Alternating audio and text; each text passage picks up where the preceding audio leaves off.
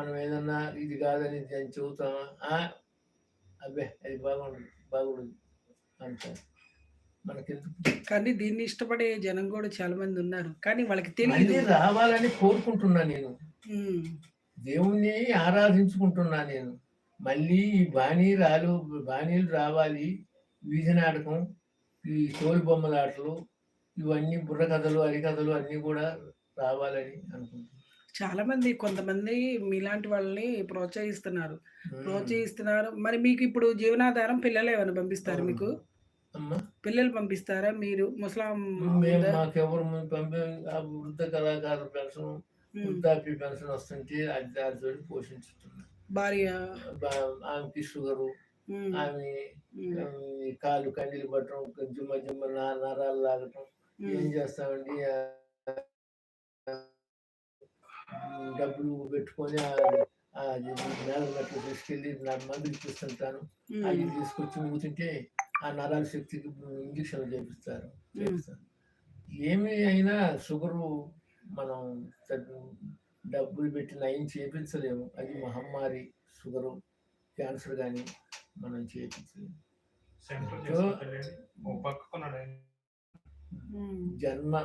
మన జన్మ ఉన్నంత వరకు అంతవరకు. తలకాయ కొంచెం స్ట్రైట్ గా రండి.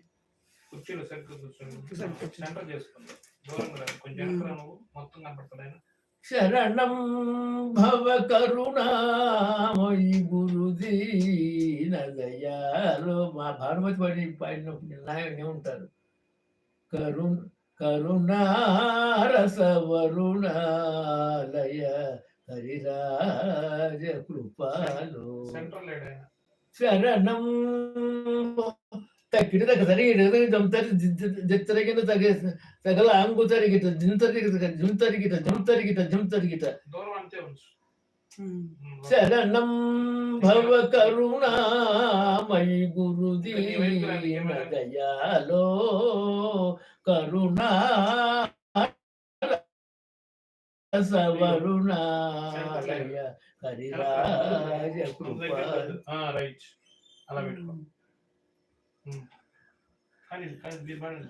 ఇట్లా ఉంటుంది. ఇది కూడా తరంగమైన గోవింద ఘటయ్య. ఇది కండగతి అంటారండి, రూపకం అంటారు, త్రిపుట్ అంటారు, అటతాళం అంటారు, ఆదితాళం అంటారు.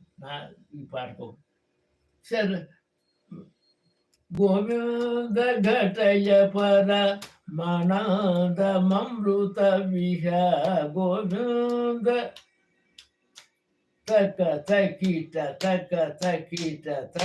తకీట గోవింద ఘటయ పర మనాద మమృత విహ శ్రీనాథ తనయ బహు యోగేంద్ర సుర వినుత గోవింద అని వస్తుంది. ఇది తరంగ కాలక్షేపం.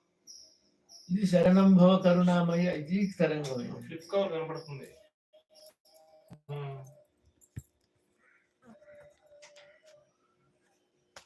ఇవి జానపద గీతాల్లో కోలాటానికి సంబంధించిన బృందావన పాటలు పాడండి. జానపద గీతాల్లో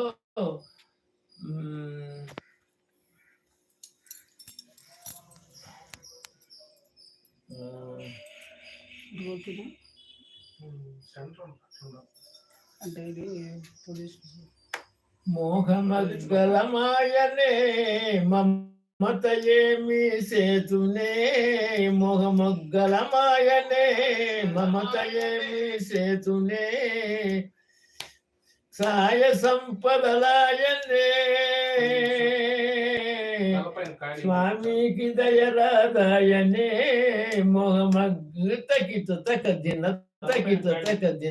మొహమగ్గలమాయనే మమతయేమి సేతు. ఆయన సెంటర్ ఉండాలన్నమాట. సాయ సంపదలాయనే స్వామికి దయరాదాయనే మొహమగ్గలమాయనే మమతయేమి సేతునే. ఇది జానపద గేయం పులికోలంలో. తరువాత